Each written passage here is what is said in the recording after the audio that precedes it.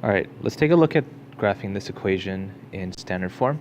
All right, so I'm going to change the linear equation from standard form into y is equal to mx plus b. So that's basically the slope-intercept form. So the way I do that, I'm going to basically isolate for my y value. So I'm going to move my other two terms to the right side of the equation. And you get 6y is equal to 3x minus 8. Now I don't want to solve for 6y, I want to solve for y.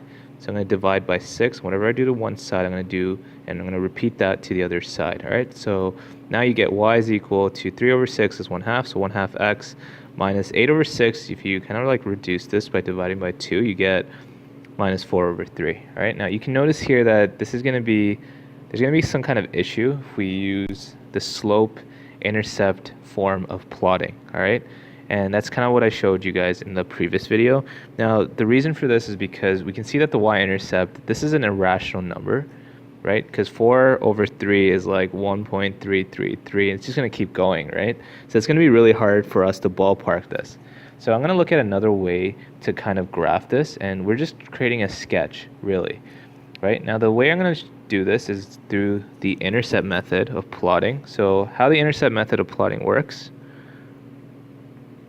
Okay, so the intercept method, we're actually going to solve for the y and the x-intercept, and then what we're going to do here is then plot those points and then connect the 2 points. All right, so I'm going to start with my x-intercept. Now we know that the x-intercept occurs when y is equal to 0, so I'm just going to model that in my equation. So I'm going to let y equal 0, and in this case you get 6 times 0 minus 3x plus 8 is equal to 0, and basically this kind of cancels out, so you get negative 3x plus 8 is equal to 0, so negative 3x is equal to negative 8, right? If I just divide this by negative 3, cancels out, x is equal to 8 over 3, okay?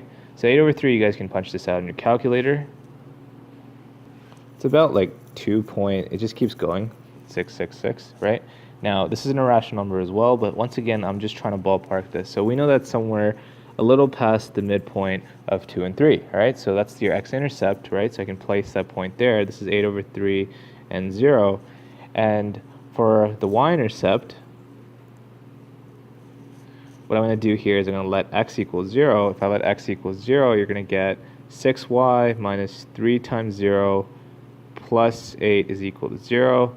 6y plus 8 is equal to 0. I'm going to move the 8 to the other side. 6y is equal to negative 8.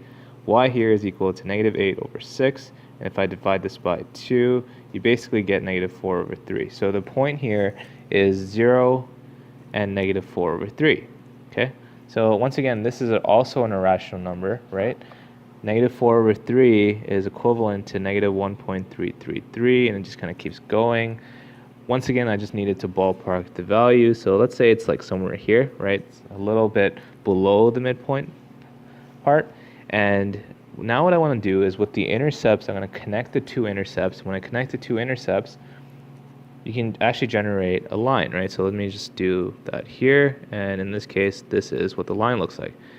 And it's not completely accurate, but it's a really good approximation. It's a lot better of an approximation than using the slope-intercept form.